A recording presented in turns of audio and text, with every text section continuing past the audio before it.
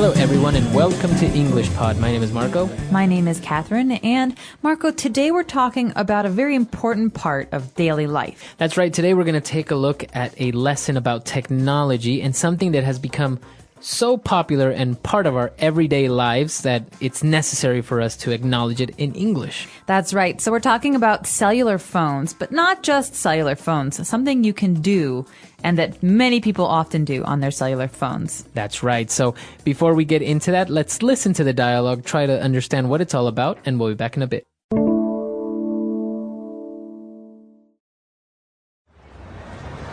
Why didn't you text me last night? What? I sent you 3 or 4 messages. I didn't get any of them. I was waiting for you to text me the address of where the party was and I never got your message. Why didn't you just call? I hate sending SMS messages. Well, because I didn't have any credit on my phone. I used it all up this month. I thought you had an unlimited SMS plan. I do, but if I don't have any credit in my phone, it won't let me call or send messages. No wonder you didn't get my texts. All right, we're back. So now let's take a look at language takeaway. Language takeaway. First up on language takeaway, we have the verb that is the focus of today's dialogue, to text. That's right. So this is a verb in this case, to text. Text me. Why didn't you text me? Why didn't you text me? Now remember that text means other things in other situations. Right. Here it's a verb. It's a very new word as a verb from the last maybe 15 years or so with cell phones. So that's actually what it means, is to send a text message via cell phone. So you send a message. That's right. So you actually write the message, right? It's not a call. When I call you, I talk to you. When you text someone, you actually write a message. Right. It's very short, and then you send it, and the other person can read it. Right. So instead of saying, why didn't you send me a text message last night, we just say, why didn't you text me? All right. Now, another word that we often hear about texts is the noun messages or message. So I sent you 3 or 4 messages. That's right. So when we're talking about texting someone, what we're doing is sending a message. A text message. A text message. That's right, because we can send a voice message. That's right. So voice is me talking. Hi, Marco, it's Catherine. How are you doing? Right. But a text message is actually words. I write them out. I don't say them. That's right. So, but then we could actually use the verb form as well. So we can say to text, or we can say to message. Why didn't you message me last night? That's right. So this is more slang, to message someone, because text is very common and everyone uses it. But normally young people say, hey, why didn't you message me? Or aren't you ever going to message me? Right. Or stop messaging in class. That's right. So these are verbs to text and to message. That's right. Now, if we see down towards the middle of the dialogue, we see that the person hates sending SMS messages. So it's kind of, explaining already what's been said, because you have SMS messages, and this abbreviation stands for Short Message Service. Short S, message M, service S. So short message service. But most people around the world say SMS. Right. So they say, oh, send me an SMS. Or send me an SMS message, which, again, like we see in the dialogue, it's kind of contradictory because we're already saying short message service message. Yeah, but most people don't know what SMS means. So they just say, hey, send me an SMS message, or send me a text message, or I didn't get your SMS. That's right. Now, lastly, we didn't get the SMS because we didn't have any credit on the phone. All right. Now, credit is an important word here. It's a noun. It's a thing. We have credit, or we don't have credit. And it's important to remember that credit stands for money. All right. So maybe I buy $10 of credit for my cell phone. And that means I can send many, many messages. But when I have 0 credit, I can't send any messages. That's right. So this is important because usually in many places, you have to have this amount of money in your phone in order to be able to talk and send messages. So this money that you have is called credit. So you can say, I don't have any credit on my phone. That's right. And it's basically a way of having money without having real money. Right. You actually buy credit from your cell phone provider, like AT&T, or if you have China Telecom. That's who you buy credit from. That's right. Very good. Let's listen to the dialogue again, and we'll be back with Fluency Builder.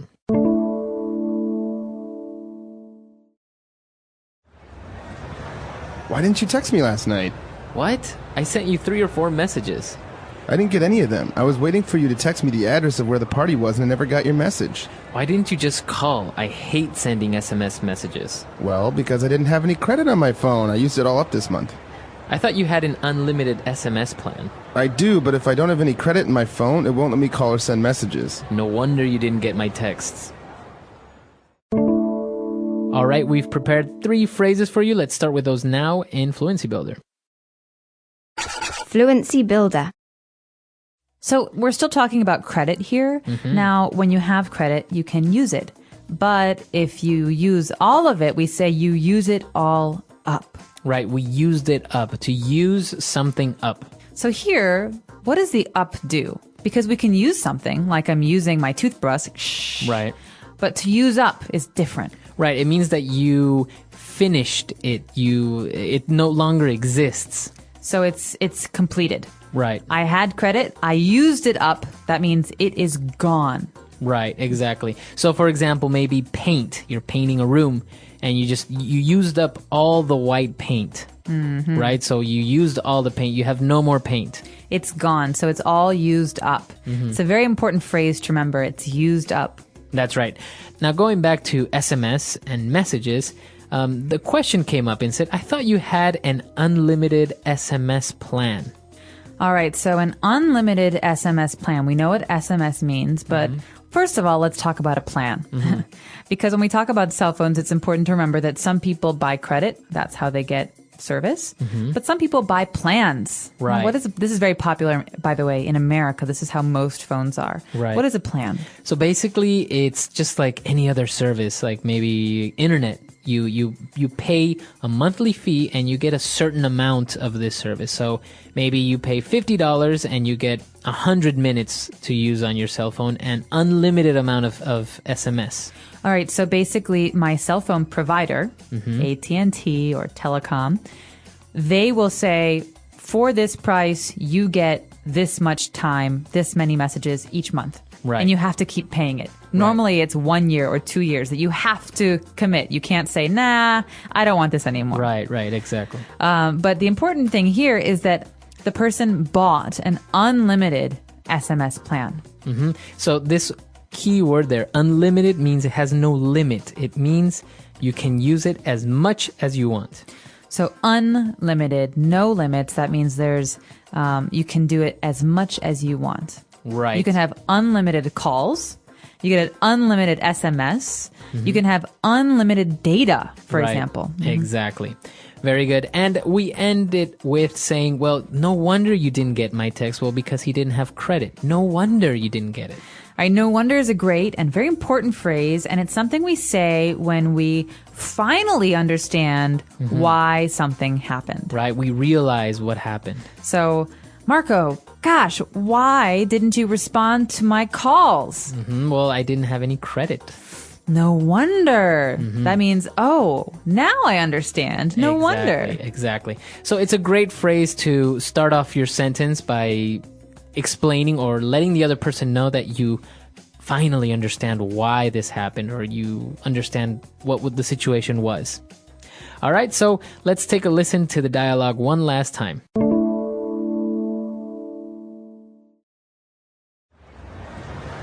Why didn't you text me last night? What? I sent you 3 or 4 messages.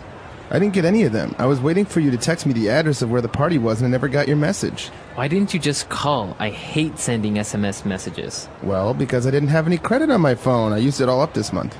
I thought you had an unlimited SMS plan. I do, but if I don't have any credit in my phone, it won't let me call or send messages. No wonder you didn't get my texts. All right, we're back. So, talking about messages and everything, do you send a lot of messages? Because I know some people who send like 100 messages a day. Well, they're usually teenagers. Yeah, I don't send 100 messages a day. I mostly use messages. I don't call people very often. I find that messages are easier and cheaper, actually. Right. But I can't imagine sending 1,000 messages a day or 100 messages a day. Your thumbs would get so tired. Well, I remember. Well, this is back in the day when you had the little Nokia phones and you didn't have the touch screens and all this stuff.